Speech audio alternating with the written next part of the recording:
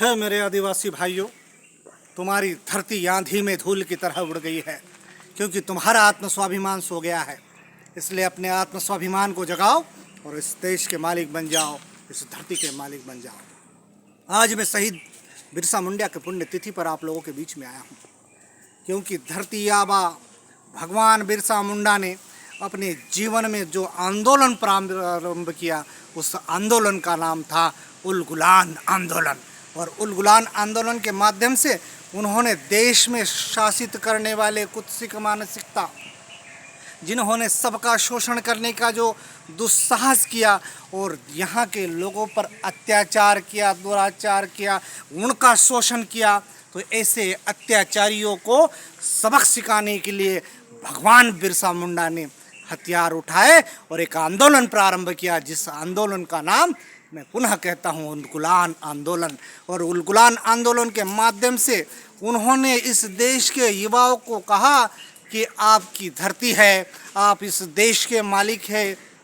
इसलिए आपको इस देश का हुक्मरान बनने के लिए विदेशी आताताइयों को भगाने की आवश्यकता है। साथ ही उन्होंने 1857 में जो विद्रोह किया, वो आज भी दुनिया के सबसे बड़े जनजातीय विद्रोह के रूप में जाना जाता है, क्योंकि उस दौरान आदिवासी जनजाति आदिवासी भाइयों ने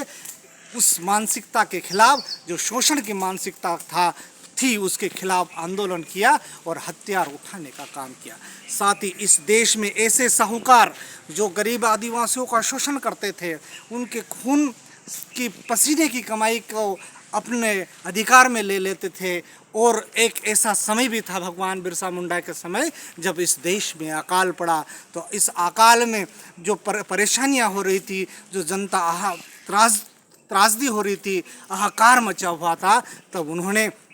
उन साहूकारों को भी सबक सिखाने का काम किया और कहा कि इस देश के मालिक आदिवासी है, इसलिए आदिवासियों को उनके हक व अधिकार मिलने चाहिए। इसलिए उनके हक व अधिकार प्राप्त करने के लिए वो संपूर्ण भारतवर्ष में आंदोलन हुए। 1857 का जो आंदोलन हुआ, उसके बाद भी इस देश में जो विशेष करके जो गरीब तबका है,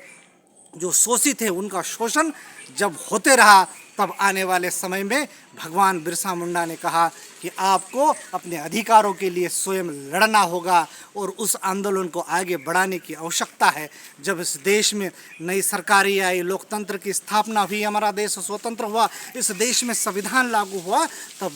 भगवान बिरसा मुंडा को उनको सही सम्मान देने का काम सरकार ने किया। इसलिए 15 नवंबर जो भगवान बिरसा मुंडा की जयंती, उस दिवस को भारत सरकार ने जनजातीय गौरव दिवस मनाने का काम किया और ऐसे लोगों तक पहुंचने का काम किया